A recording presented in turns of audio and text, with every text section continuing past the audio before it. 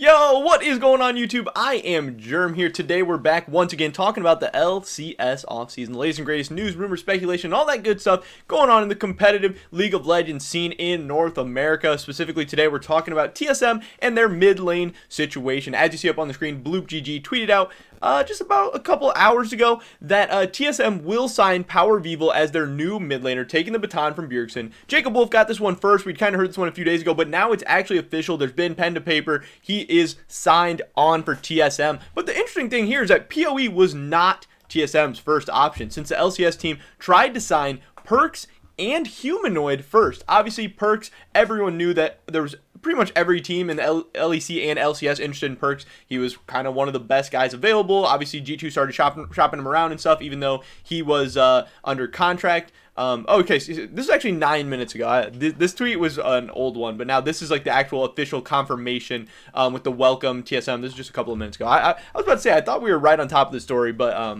this is an old tweet that was from like 5 a.m. a couple weeks ago. But yeah, so this is huge news. But obviously, them going after Humanoid is also very, very interesting. Humanoid's one of the best young mid laners in Europe, but his team was not interested in hearing offers for him. They weren't interested in buying him out.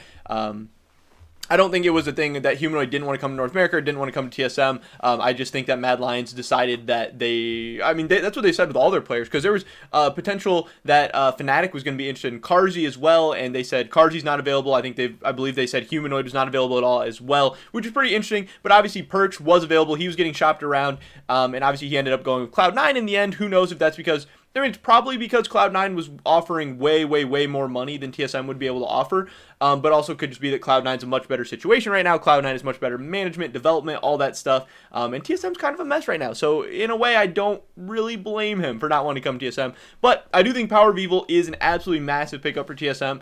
As far as mid laners coming from the LCS last year, I think he was the best one available. Obviously, Jensen re-signed with Team Liquid, and then Bjergsen retired, and for my money, Powerofevil was the next best mid laner. I definitely rate him above Niski. I think he's very, very good. Every team he's been on, he has made better. He has had consistent, high-level performances, split in and split out. Every split, every year, he always shows up. He has international experience. He has experience in big games. He always shows up. He always performs. There are some questions about his champion pool, if he can play all the different styles of champions, but when control mages are in meta, there's very, very few people in the world you'd rather have than Powerofevil, especially as like an LCS team or LEC team. Powerofevil is very, very good. He's won in Europe, he's won in North America. He's a great player. If there was anyone to replace Bjergsen, obviously he wasn't TSM's first choice, but he's one of the few guys that I would be comfortable with replacing Bjergsen. He's one of the guys who went head-to-head with Bjergsen during his career, and they always had very epic, very legendary battles, whether Powerofevil was on Misfits or in NA on any of the crazy amount of teams that he played on. It seems like he's been all over the place. He never stays on a team very long. But yeah, he is a great successor to Bjergsen. I think it's going to be very, very interesting, and I'm excited about it. I'm a big Powerofevil fan. I do like TSM. I do root for TSM, so I'm excited about this signing. I think it'll be good, and I think it's one of the bright spots of TSM's roster at this point. I think Spica and Powerofevil, it'll be interesting to see how they're able to mesh well together, but Bjergsen is going to have a very, very good mid laner to teach, to bounce ideas off of, to kind of mold and fit his team's playstyle and his leadership and everything. And obviously, mid lane is one of the most important positions, and the LCS historically has not been very deep or good in the mid lane. So having one of the best mid laners available is a great thing for TSM. It really gives them a leg up on a lot of teams. And, Powerovevil's coming off back-to-back LCS finals appearances. He's one of the hottest, best players right now. He is a great option. Now, it's great that TSM has their jungler, has their mid laner. They're both very, very good players. Mid-jung duo, synergy, all that stuff is so, so important. But the rest of TSM's roster is a big question mark at this point. We still don't know what they're going to be doing in the top lane. It seems like Huni is going to be coming over, but that deal could potentially fall through. Doublelift might retire. Lost might be TSM starting AD carry, and we have no idea what they're doing for supports. It sounds like Sword Art's not coming to NA. It sounds like they're not going to be able to sign Palette.